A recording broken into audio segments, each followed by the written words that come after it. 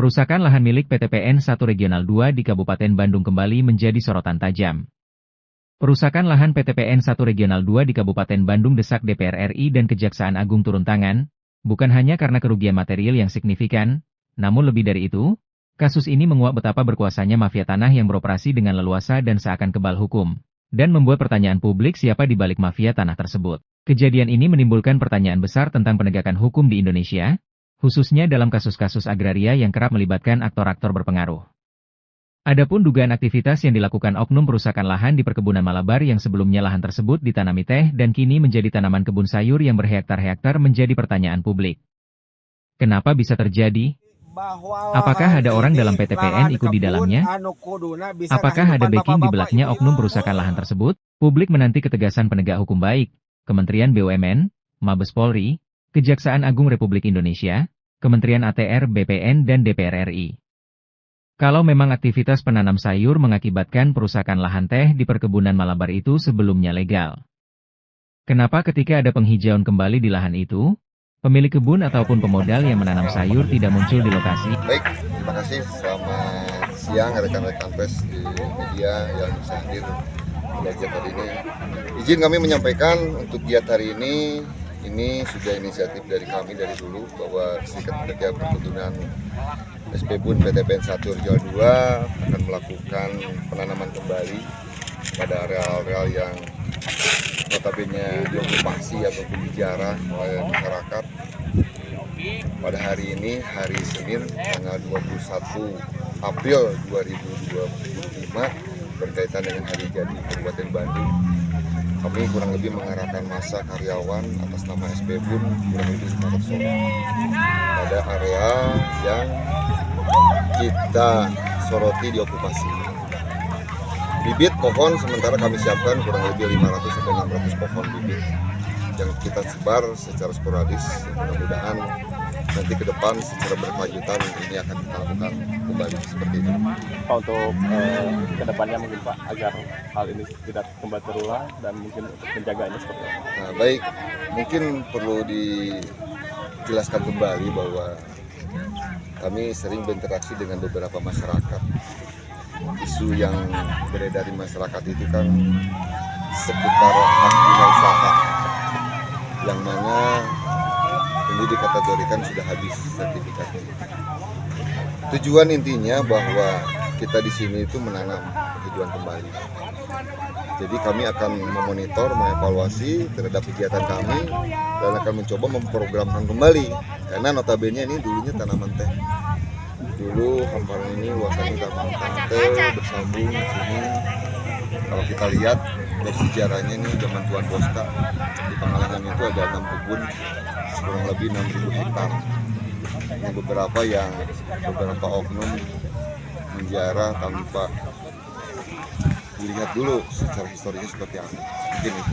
Pak, ada berapa hektar yang diokupansi sama oknum? Laporan terakhir ke kami untuk pertama ini kurang lebih 87 hektar. Ini secara masif mereka berkelompok sporadis. Kata orang Sunda itu ucing-ucingan. Kami kontrol ke sini, mereka ke sana, kami ke sana, mereka ke sini. Seperti itu. Kalau dari PT PN itu sudah ada langkah hukum atau upaya? Sudah beberapa kita LP-kan, bisa nanti dicek dilihat pun juga laporan kita kepada pihak yang berwajib, khusus untuk area di sini. Mungkin area-area lain pun juga ada seputaran. Kita melaporkan pada kegiatan pengerusakan tanaman teh. Jadi tidak ada debatable di sini. Alas hak ataupun seperti apapun, kita itu melaporkan terhadap penanaman perusakan. Kalaupun di kemudian hari ada beberapa opini berkembang perusakan kembali, ya silakan. Seperti apa mekanisme. Kerugiannya mungkin cukup luar biasa besar daripada penanaman teh. Kalau selain kerugian yang negara alami, mungkin dampak apa lagi Pak ke depannya mungkin yang akan terjadi Pak kalau ini dibiarkan? Kalau dibiarkan jelas ya, dampak sosial, dampak kerusakan lingkungan, ya terutama yang sangat ekstrim itu lingkungan mungkin. Secara historis ke belakang kan agak sedikit lucu lah. Kalau tidak salah ada berita dulu Cibitung Pamana terlepas adanya bocor di bagas atau seperti apa, pernah ada terjadinya banjir kalau tidak salah. Mungkin dicek dataran tinggi banjir. Insiden perusakan lahan yang terjadi di Blok Makam Pahlawan, Perkebunan Malabar, Kecamatan Pangalengan, Kabupaten Bandung, Jawa Barat, di lahan aset negara yang dikelola PT PN 1 Regional 2 diduga menunjukkan betapa lemahnya perlindungan hukum bagi pengelola lahan yang sah dari negara. Sebagai perusahaan negara yang bertanggung jawab mengelola aset negara atau BUMN, seharusnya mendapatkan perlindungan maksimal dari tindakan-tindakan ilegal seperti ini. Namun, realitanya, para pelaku perusakan lahan beroperasi dengan berani dan terkesan tanpa rasa takut akan konsekuensi hukum. Dan jajaran semua, para petani, para pecinta lingkungan, warga Pangalengan semua, dan semua yang hadir di sini, kami di pihak kepolisian, khususnya Polsek, sangat konsen sekali dalam perkara ini. Jadi kalau punten, kalau ada satu isu Polsek kerjasama dengan para pembabat, itu sangat-sangat di luar nalar, dan itu sangat-sangat melanggar kode etik kami. Itu kami dengan Pak Camat sudah berkoordinasi dengan perkebunan, walaupun ada sesuatu alas hak yang memang harus dipenuhi dan sekarang belum terbit, dan insya Allah mungkin sebentar lagi terbit. Kami berkoordinasi dengan kejaksaan bagaimana perkara ini bisa lolos sampai pengadilan. Siap. Sekali lagi, jangan meragukan Kapolsek masuk angin, tidak. Tuan Paes Tenanawan. Ya, siap. Murni bahwa ini hukum harus ditegakkan, namun demikian bukti-bukti itu harus ada, harus dilengkapi. Mungkin dari kami untuk penerangan hukum dan apa yang harus dilakukan, ini merupakan tanggung jawab semua. Ya, jaga, kita bersama yang menjaganya. Ada apa-apa, kami juga akan konsen dalam hal ini patroli setiap saat di sini. Siap. Dan untuk menguatkan bagaimana langkah-langkah kami dari Forkopimcam, pimpinan Forkopimcam akan memberikan keterangannya. Silakan ya. Assalamualaikum warahmatullahi wabarakatuh. Waalaikumsalam warahmatullahi wabarakatuh. Alhamdulillah rekan-rekan sekalian hari ini bisa berkumpul di sini. Hari ini merupakan bentuk ya, salah satu bentuk keseriusan kami Forkopimcam Pangalengan dalam rangka menegakkan aturan melindungi lingkungan yang sampai hari ini kita tahu bersama di Pangalengan semakin tidak karu-karuan ya. Banyak ada orang yang memang memanfaatkan beberapa kekuasaan ya, memanfaatkan beberapa cara untuk menghalalkan segala caranya dalam rangka memperkaya diri sendiri. Ini tidak boleh dilakukan ya. Kita lindungi lingkungan kita ya, kita selamatkan Pangalengan. Setuju selamatkan kita selamatkan Pangalengan tentunya dengan struktur ya, dengan aturan ya. Kita tidak anarkis teman-teman, tidak boleh tidak anarkis ya, tidak boleh anarkis. Setuju ya. Kita lakukan semuanya dengan baik dan benar ya. Kami mohon pihak PTPN bisa menyampaikan mana saja area memang yang ilegal ya, area ilegal yang digarap ya oleh orang-orang tertentu. Ini tidak boleh dibiarkan ya. Kami menyampaikan kemarin bahwa dari pihak PTPN dari total 6.000 hektar lahan yang di Pangalengan yang dikerjasamakan murni itu hanya 100 hektar. Sementara yang 90-nya itu digarap secara ilegal. Ini hal yang tidak benar ya. Mari kita tegakkan bersama. Sekali lagi mohon dukungan dari semua rekan-rekan sekalian.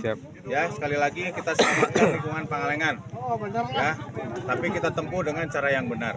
Ya, itu saja yang bisa disampaikan hari ini sebagai wujud dari kepedulian kita, keseriusan kita. Hari ini kita akan menanam ya pohon di area yang memang sudah dirusak ya, AJM posisinya.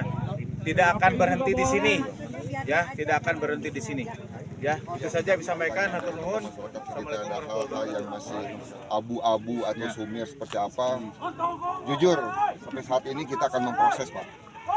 kami dari Serikat Pekerja itu Break, koi.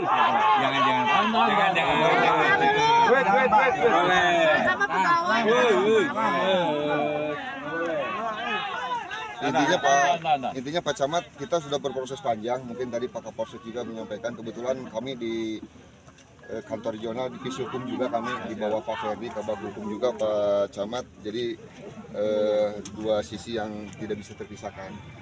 Artinya bahwa kondisi ini sudah terlalu ekstrim dan kami akan mengembalikan lagi, ataupun beberapa risiko yang akan kami tempuh ataupun yang kami rasakan. Tadi kalau tokoh masyarakat bilang jangan sampai bahwa menjadikan kelemahan buat tim atau siapapun lah. Dan terima kasih juga buat rekan-rekan relawan dari KNPI ada, Tiara, dan ya ini momentum yang mana harus kita lakukan. Tidak serta-merta bahwa kita lemah ataupun kita kuat, tidak. Kita balikan lagi. Kalau berbicara aspek legal segala macam, yuk kita nanti ngobrolnya di tempat yang lain. Karena kita tetap berproses. Yang bisa kita sampaikan bahwa poinnya, Kebun Kertamana kita berproses Pak. HGU-nya itu di posisi panitia B Pak Camat. Jadi artinya kita punya sertifikat. Jadi artinya kita tidak bukan siap. Hei, woi. Hei. Ya, ya mungkin tidak bisa terbendung mungkin secara manusiawi atau seperti apa. Mungkin teman-teman bisa menilai dari sisi positifnya mungkin ya Pak ya. Karena dirampas lah. Artinya seperti itu. Kami juga sama lama tinggal di Pangalengan. Intinya untuk momentum hari ini Pak Camat, ini viewer pergerakan kita dari Serikat Pekerja. Kita menyisihkan waktu untuk tidak bekerja rutin, untuk meluangkan waktu melihat kondisi kita di lapangan seperti apa. Tentunya dari dukungan dari Bapak Pucam dan sebagainya. Sekali lagi saya ini ucapan terima kasih, dan ini momentum untuk kebangkitan Pangalengan. Saya punya moto seperti ini Pak Camat, lamun teku orang usaha deui. Kerusakan lahan yang terjadi di Blok Makam Pahlawan, Perkebunan Malabar, Kecamatan Pangalengan, Kabupaten Bandung, Jawa Barat, di lahan aset negara yang dikelola PT PN 1 Regional 2 diduga menunjukkan betapa lemahnya perlindungan hukum bagi pengelola lahan yang sah dari negara. Sebagai perusahaan negara yang bertanggung jawab mengelola aset negara atau BUMN, seharusnya mendapatkan perlindungan maksimal dari tindakan-tindakan ilegal seperti ini. Namun, realitanya, para pelaku perusakan lahan beroperasi dengan berani dan terkesan tanpa rasa takut akan konsekuensi hukum. Apakah ada dugaan keterlibatan oknum aparat penegak hukum dalam kasus ini di belakangnya? Modus operandi yang digunakan oleh perusakan lahan ini beragam, mulai dari HGU yang dikelola aset negara seperti PT PN 1 Regional 2 habis jangka waktunya. Keberanian mereka dalam beroperasi menunjukkan adanya dugaan jaringan yang kuat dan terorganisir dengan baik. Ketiadaan tindakan tegas dan cepat dari aparat hukum semakin memperkuat dugaan adanya kong-kali-kong dan perlindungan dari pihak-pihak tertentu. Dikutip dari Metro Jabar Pikiran Rakyat, sebelumnya pada Maret 2024 tahun lalu ADM Perkebunan Malabar menghentikan kegiatan ilegal, adanya pembongkaran lahan teh di hak guna usaha, HGU, PT Perkebunan Nusantara, PT PN, 1 Regional 2, di Ciwidara, Kertamanah, Blok Makam Pahlawan, Kecamatan Pangalengan, Kabupaten Bandung, menggunakan alat berat beko. Sanes urusan di surat menyurat emang laporkan ke polisi geus. Di berbagai daerah di Indonesia, kasus serupa terus terjadi dan menimbulkan kerugian ekonomi yang besar serta ketidakpastian hukum bagi pengelola. Hal ini menunjukkan perlunya reformasi menyeluruh dalam sistem pertanahan dan penegakan hukum di Indonesia. Perlu adanya peningkatan transparansi dan akuntabilitas dalam proses perizinan pemanfaatan tanah, serta penegakan hukum yang tegas dan tanpa pandang bulu terhadap para pelaku kejahatan agraria. Kedepan, pemerintah perlu mengambil langkah-langkah konkret untuk memberantas mafia tanah. Hal ini meliputi peningkatan kapasitas aparat penegak hukum dalam menangani kasus-kasus agraria, pembentukan tim khusus untuk menangani kejahatan agraria, serta penguatan peran lembaga-lembaga terkait seperti BPN, Badan Pertanahan Nasional, dalam mengawasi dan melindungi hak-hak atas tanah negara. Selain itu, perlu juga peningkatan kesadaran hukum di masyarakat. Kasus perusakan lahan PT PN di Kabupaten Bandung menjadi cerminan betapa lemahnya penegakan hukum di Indonesia. Keberadaan mafia tanah yang beroperasi dengan leluasa dan seakan kebal hukum merupakan ancaman serius bagi keadilan dan stabilitas sosial ekonomi. Pemerintah dan seluruh stakeholder terkait harus bertindak tegas dan segera untuk menyelesaikan masalah ini dan mencegah kejadian serupa terulang di masa depan.